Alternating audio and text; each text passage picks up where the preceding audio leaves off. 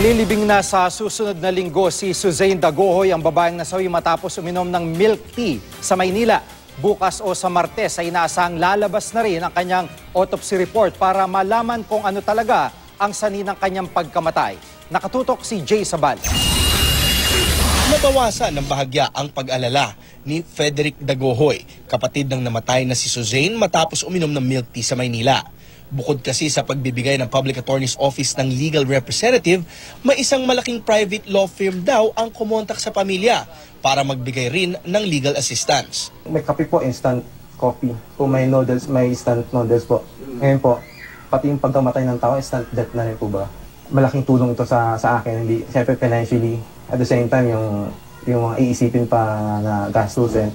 Magandang balita rin ang natanggap ng pamilya Dagohoy mula kay Arnold Aidalia, ang nobyo ni Suzanne na na-ospital naman matapos ding uminom ng parehong milk tea.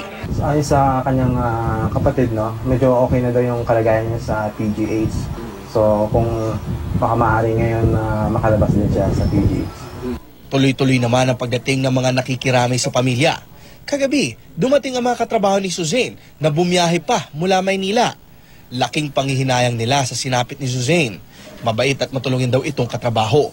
100% performer award rin daw ito. Na-shock din po.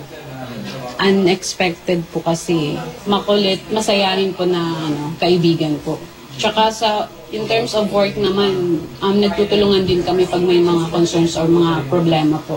Promising din naman kasi marami kaming projects na wino-work out sa area niya. So yun. And personally, talagang sobrang jolly ni Zane and mabait. Jay Sabale, nakatutok 24 oras.